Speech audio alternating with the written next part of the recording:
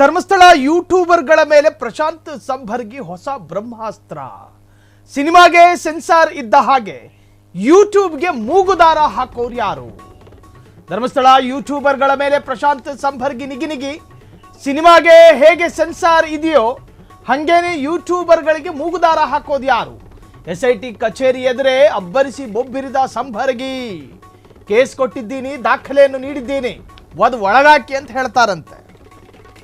Belthangady SIT ಠಾಣೆಗೆ ದೂರು ಕೊಟ್ಟ ಪ್ರಶಾಂತ್ ಸಂಭರ್ಗಿ. 5 ಜನ ಯೂಟ್ಯೂಬರ್ಗಳ ವಿವರ ಕೊಟ್ಟ ಸಂಭರ್ಗಿ SIT ಕಚೇರಿಯ ಎದುರೇ ಅಬ್ಬರಿಸಿ ಬೊಬ್ಬಿರಿದಿದ್ದಾರೆ. ಚಿನ್ನಯ್ಯನನ್ನ ಮಾಸ್ಕ್ ಇಲ್ಲದೆ ಸಂದರ್ಶನ ಮಾಡಿರುವ ಹಿನ್ನೆಲೆ ರಕ್ಷಣಾ ಕಾಯ್ದೆಯನ್ನ ದುರ್ಬಳಕೆ ಮಾಡಿಕೊಂಡಿದ್ದಾರೆ ಎಂದು ಆರೋಪ. ಸಂದರ್ಶನ ಮಾಡಲು ಡಿಜಿಟಲ್ ಮೀಡಿಯಾಗೆ ಯಾವ ಹಕ್ಕಿದೆ? ಕೋರ್ಟ್ ಆದೇಶವನ್ನ ಮೀರಿ ಇದನ್ನೆಲ್ಲ ಮಾಡಿದ್ದು ಸರಿಯೇ? ಸಂಭರ್ಗಿ ಅವರ ಸಾಮಾಜಿಕ ಬೆಳವಣಿಗೆಗಳನ್ನು ಗಮನಿಸಿದ ನಾವು, ಸಂಭರ್ಗಿ ಅವರ ರಾಜಕೀಯ ಬೆಳವಣಿಗೆಗಳನ್ನು ಗಮನಿಸಿದ ನಾವು, ನಿಮ್ಮ ಬೆಳವಣಿಗೆಗಳಿಗೆ ಇದೇ ಯೂಟ್ಯೂಬ್ ಚಾನೆಲ್ಗಳು ಎಷ್ಟು ಸಹಕಾರಿ ಅನ್ನೋದನ್ನು ಮರೆತು ಬಿಟ್ರ? ಬಿಗ್ ಬಾಸ್ ಎನ್ನುವ ದೊಡ್ಡ ಮನೆಗೆ ಹೋಗುವವರೆಗೂ ಕೂಡ ಯೂಟ್ಯೂಬ್ ಚಾನೆಲ್ಗಳ ಸ್ಕ್ರೀನ್ ಮೇಲೆ ಅಲ್ವಾ ನೀವು ಕಾಣಿಸ್ಕೊಳ್ತಾ ಇದ್ದಿದ್ದು? ಯೂಟ್ಯೂಬ್ ಚಾನೆಲ್ಗಳು ನಿಮ್ಮನ್ನ ಬೆಳೆಸಿದ ರೀತಿಯನ್ನ ಮರೆತು ಬಿಟ್ರ ಸಂಭರ್ಗಿ? ಸಿನಿಮಾಗಳಿಗೆ ಸೆನ್ಸಾರ್ ಇದ್ದ ಹಾಗೆ ಯೂಟ್ಯೂಬ್ಗಳಿಗೆ ಕಡಿವಾಣ ಹಾಕೋದು ಯಾರು ಅಂತ ಕೇಳ್ತಾರಂತೆ ಸಂಭರ್ಗಿ. ಮಾಧ್ಯಮಕ್ಕೆ ಎಷ್ಟು ಅಭಿವ್ಯಕ್ತಿ ಸ್ವಾತಂತ್ರ್ಯಗಳಿದಾವೋ ತಮ್ಮ ಅಭಿಪ್ರಾಯವನ್ನ ಪ್ರಕಟಿಸೋದಕ್ಕೆ ಯೂಟ್ಯೂಬ್ಗಳಿಗೇನು ವಿಶೇಷವಾದಂತಹ ನಿಯಮಗಳೇನು ಹೇರೋದಿಲ್ಲ. ಮೈನ್ ಸ್ಟ್ರೀಮ್ ಮಾಧ್ಯಮಗಳಿಗೆ ಇರುವಂತೆ ಯೂಟ್ಯೂಬ್ ಅಂದ್ರೆ ಡಿಜಿಟಲ್ ಸುದ್ದಿವಾಹಿನಿಗಳಿಗೂ ಕೂಡ ಅದೇ ತರಹದ ಷರತ್ತುಗಳು ಅನ್ವಯ ಆಗುತ್ತೆ. ಸೊ ಪ್ರಶಾಂತ್ ಸಂಭರ್ಗಿ ಗುಡುಗಿದ್ದಾರೆ, ಕೇಳಿಸ್ಕೊಂಡು ಬರೋಣ.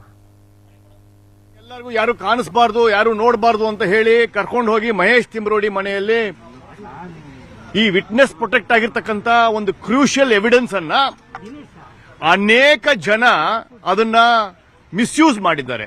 ಎಸ್ಪೆಷಲಿ ಕೂಡ್ಲಾ ರ್ಯಾಂಪೇಜ್ ಅನ್ನೋ ಪೇಜು, ಅದಾದ ನಂತರ ಕನ್ನಡ ಒಂದು ಪೇಜು, ಡಿಟಾಕ್ಸ್ ಅಂತ ಇನ್ನೊಂದು ಪೇಜು, ಮೊಹಮ್ಮದ್ ಸಮೀರ್ದೊಂದು ಪೇಜು, ಹೀಗೆ ಅನೇಕರು ಕೋರ್ಟಿನ ಲೇವಡಿ ಮಾಡಿದ್ದಾರೆ. ನಮ್ಮ ಇಂಡಿಯನ್ ಜುಡಿಷಿಯರಿಯನ್ನ ಜೋಕ್ ಆಗಿ ಮಾಡಿದ್ದಾರೆ. ವಿಟ್ನೆಸ್ ಪ್ರೊಟೆಕ್ಷನ್ ಪ್ರೋಗ್ರಾಮ್ ಅಲ್ಲಿ ಯಾರ ಹತ್ರ ಮಾತಾಡಬಾರ್ದು ಅಂತ ಒಂದು ಕಾರ್ಯಕ್ರಮ ಇದೆ, ಆದ್ರೆ ಅದನ್ನ ಇಂಟರ್ವ್ಯೂಗಳನ್ನು ತಗೊಂಡಿದ್ದಾರೆ. ಅವ್ರೇನ್ ಹೇಳೋದು ಅಂದ್ರೆ ನಾವು ಇಂಟರ್ವ್ಯೂಗಿನ ಮುಂಚೆ ತಗೊಂಡಿದೀವಿ ಅಂತ ಹೇಳಿ ಒಂದು ಹೊಸ ಕತೆ ಕಟ್ತಾ ಇದ್ದಾರೆ. ಅಥವಾ ಅವನು ಕಂಪ್ಲೇಂಟ್ ಕೊಡೋಕೆ ಮುಂಚೆ ನಾನು ಕಂಪ್ಲೇಂಟ್ ವಿಟ್ನೆಸ್ ಅನ್ನ ಮಾತಾಡ್ಸಿದೀನಿ ಅಂತಾರೆ. ಆದರೆ ಅದು ವಿಷಯ ಅಲ್ಲ. ನೀವು ಕಂಪ್ಲೇಂಟ್ಗಿನ ಮುಂಚೆನೆ ಅವನು ಮಾತಾಡ್ಸಿದ್ರೆ ನೀವು ಷಡ್ಯಂತ್ರದ ಭಾಗಿಯಾಗಿರ್ತೀರ. ಕಂಪ್ಲೇಂಟ್ಗಿನ ಮುಂಚೆನೆ ಚೆನ್ನೈನ ವಿಡಿಯೋ ತಗೊಂಡಿದ್ರೆ ನೀವು ಅದಕ್ಕೆ ಈ ಎಂಟೈರ್ ಏನ್ ನಡೀತಾ ಇದೆಯಲ್ಲ ಅದಕ್ಕೆ ನೀವು ಭಾಗಿಯಾಗಿ ಷಡ್ಯಂತ್ರದಲ್ಲಿ ನಿಮ್ಮ ಪಾಲು ಇದೆ. ಯಾವ 5 ಯೂಟ್ಯೂಬ್ಗಳು ಅವನನ್ನ ಡಿಟಾಕ್ಸ್ ಆಗಿರ್ಬೋದು, ರ್ಯಾಂಪೇಜ್ ಆಗಿರ್ಬೋದು, ಮೊಹಮ್ಮದ್ ಸಮೀರ್ ಆಗಿರ್ಬೋದು, ಕರ್ನಾಟಕ ಷಡ್ಯಂತ್ರದ ಭಾಗಿಯಾಗಿರ್ತೀರ.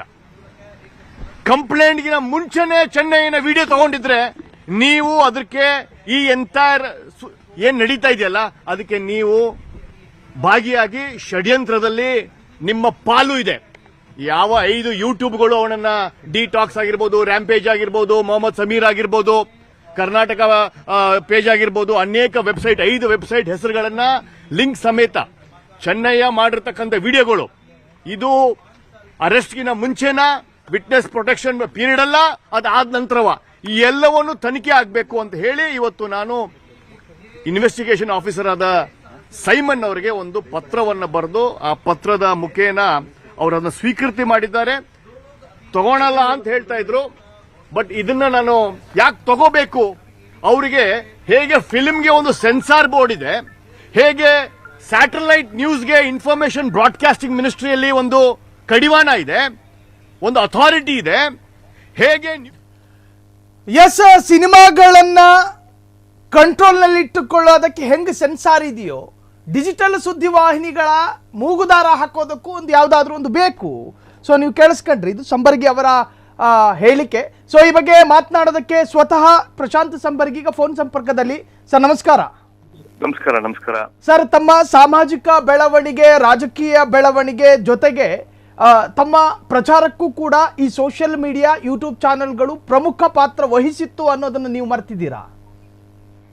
ಸೋಷಿಯಲ್ ಮೀಡಿಯಾ ಯೂಟ್ಯೂಬ್ ಪಾತ್ರಗಳು cinema ಕಂಟೆಂಟ್ಗೆ, big ಬಾಸ್ಗೆ ಸೀಮಿತವಾಗಿರ್ಬೇಕು.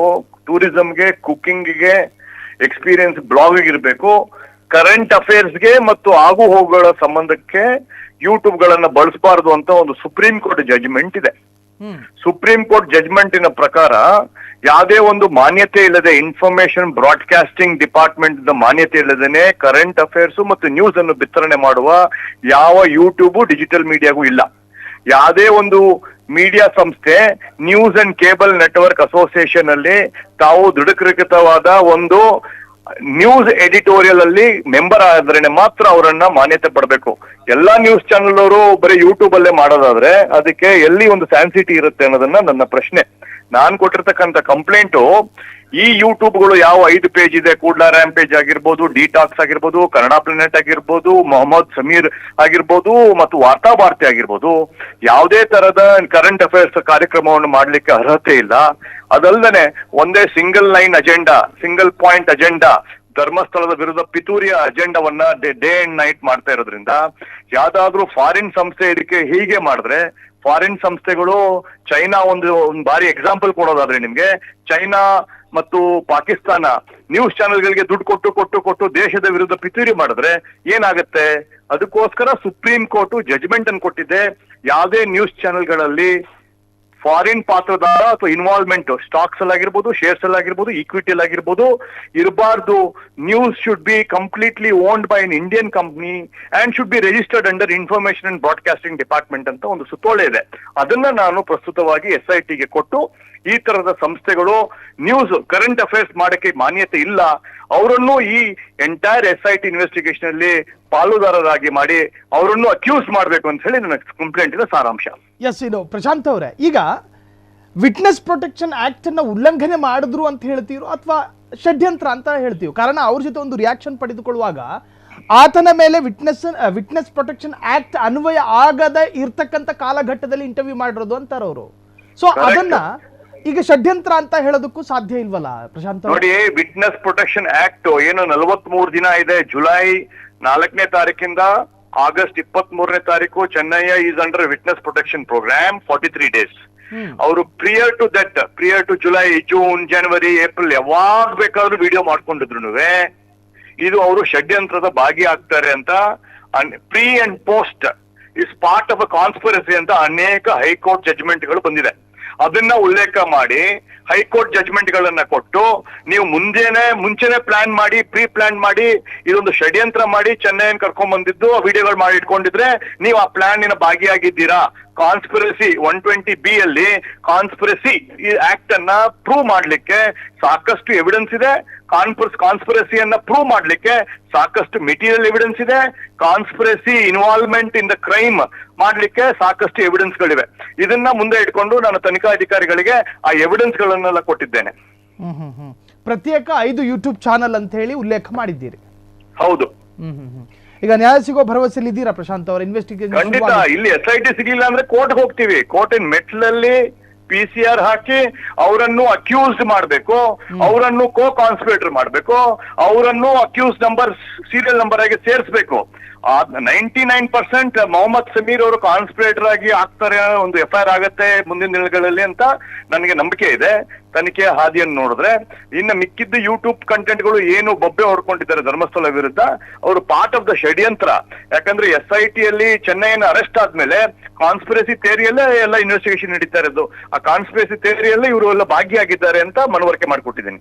S, thank you Prashant ಅವರು ಇಷ್ಟೊತ್ತು ಫ್ರೀಡಮ್ ಟಿವಿ ಜೊತೆ ಮಾತನಾಡಿದ್ದಕ್ಕೆ. ಇದು ಪ್ರಶಾಂತ್ ಸಂಭರ್ಗಿ ಅವರ ವೈಯಕ್ತಿಕ ಹೇಳಿಕೆಯಾಗಿತ್ತು. ಜೊತೆಗೆ ಈ ವಿಚಾರವಾಗಿ 5 ಪ್ರತ್ಯೇಕ ಯೂಟ್ಯೂಬ್ ಚಾನೆಲ್ಗಳ ವಿವರಗಳನ್ನ SITಗೆ ನಾನು ತಲುಪಿಸಿದ್ದೇನೆ. ಸೊ ಅವರಿಂದ ಏನಾದರೂ ನ್ಯಾಯ ಸಿಗದೇ ಇದ್ರೆ ಸಾಂವಿಧಾನಿಕವಾಗಿ ನ್ಯಾಯಾಲಯದ ಮೊರೆ ಹೋಗೋ ಸಾಧ್ಯತೆಗಳು ಇದೆ ಅನ್ನೋ ಅವರ ಇಂಗಿತವನ್ನು ಕೂಡ ಅವರು ವ್ಯಕ್ತಪಡಿಸ್ತಾ ಇದ್ರು. ಕ್ಷಣ ಕ್ಷಣದ ಸುದ್ದಿಗಳಿಗಾಗಿ ಫ್ರೀಡಮ್ ಟಿವಿ ಸಬ್ಸ್ಕ್ರೈಬ್ ಮಾಡಿ, ಲೈಕ್ ಮಾಡಿ ಹಾಗೂ ಫಾಲೋ ಮಾಡಿ. ಹೊಸ ಸುದ್ದಿಗಳ ನೋಟಿಫಿಕೇಶನ್ಗಾಗಿ ಬೆಲ್ ಐಕಾನ್ ಮೇಲೆ ಕ್ಲಿಕ್ ಮಾಡಿ.